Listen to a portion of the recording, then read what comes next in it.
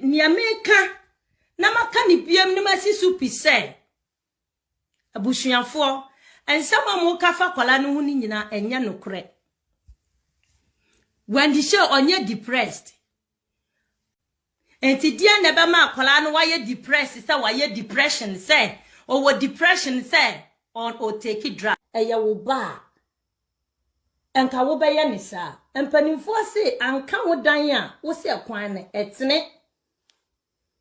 enye wo ba enye wo busua enye wadofo nti utimi bo usiremu bosiremu kansem na wo di ayam hyehye abeto abusua so na wo di ayam hyehye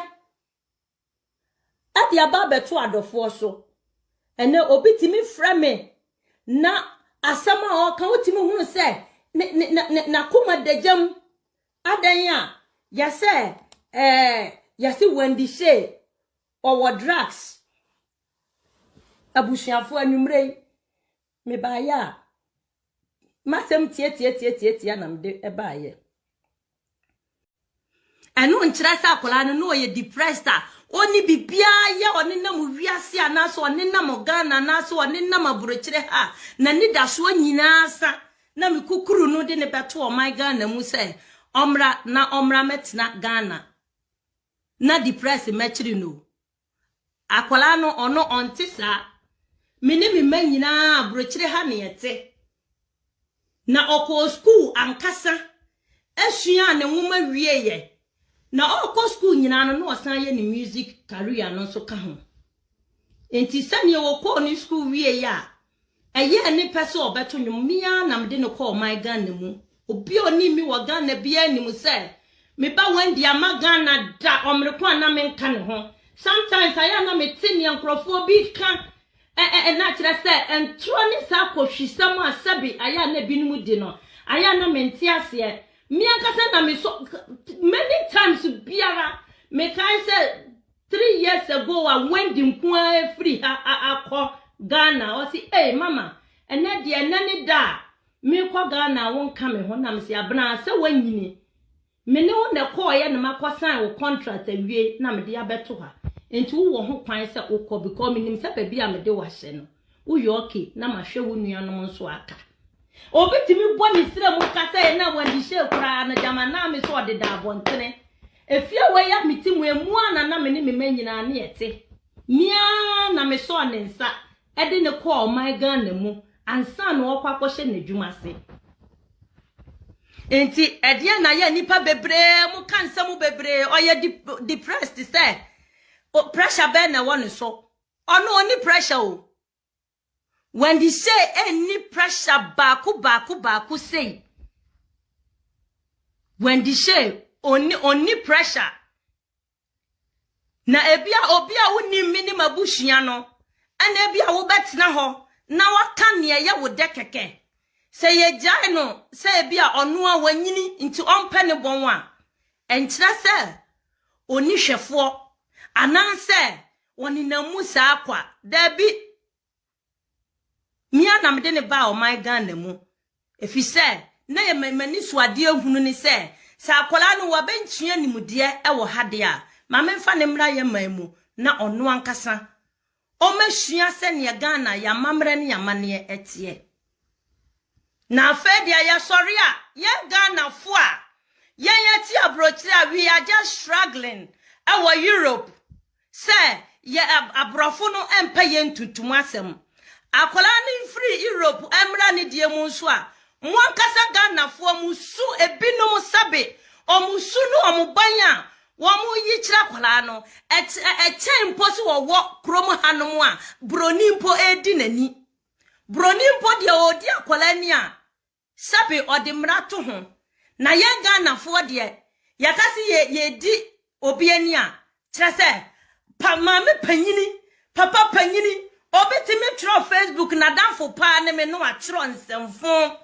na odi abeto ho na enti enka wo ba no a nka wo be ye ne saa obetimi twi camera si nanim na waka Wendy ho asam te sane me dan wo ya metimi menini natim anansa me wa kwala na nkasa no menini nati ha Ghana fo adan ye suban te saa adia mi diga na fo ho yaw bebre ni se sa asem we mabeka o na mi guso kan especially yanya brochire fo ma yegu abrochire sa obi ba ho asem ba ni atwe camera ni atro brofo akese abegu Facebook na ye di o matem ena ma hunu se ni abrochire ekọ ma hu se ni abrochire yanyina ye nyaaya ye beko o my Ghana mu akotena o my Ghana mu na se suampa se sa suban we sei ena ye ne ye ma ye betu afri Ghana se ye akotena o my Ghana mu na ye yankasa ye kromufo adi ani ahye ya horoba atrotro nsam a ennim adi afa ya mafra ho a me kan o yase kwasia na ose ye de me nyonko ne ne me so ohunu se eja ato nyonko abogisemu a especially yenya brochirefo no na ya sansuo e de esi ye de ho efise ebia ene wendi na omudi dini na mo trotro nsam ne e mo kan nsam fa ne ho no ebia na won so wo ban so owo pebi oye doctor ebi oye musician oye dancer nyame ahira ne nimdia wa brochire na bia you wish say wo so do ma ebekọ o my Ghana mu na ono so wakoye bibi e de abo o my Ghana na so okọ na ne ya amodi hya abofra no na ekwan amodi abofra ne fa so no se ye dia ene ye nyina ye tie abrochire ne ye sempa na mom ne America ne se suban bia ye yi na di no ye de pamo ye mofra enko baba betena o my Ghana mu aboa ye no ene ye pamo wo mo efisa medie na damakoma so senka me ma aka nyina no medie omo beba Ghana nanka omo nyina no omo metena Ghana na omo nhia Ghana amamra ne amane na kakra omo so nimdie omo wo no omo mfa meboa Ghana na sa suban a ene na obi atwe obi ba betena Facebook social media so na waka ne anim abusuafo Wendy Shay onye depressed Wendy Shay on no drugs oni drugs bia so na akwala no mijan ho eba abrochire no mekofa ne ba e no oso pa no oso ade a Wendy na ompempo say ye beka kire ne say Wendy wo sister ni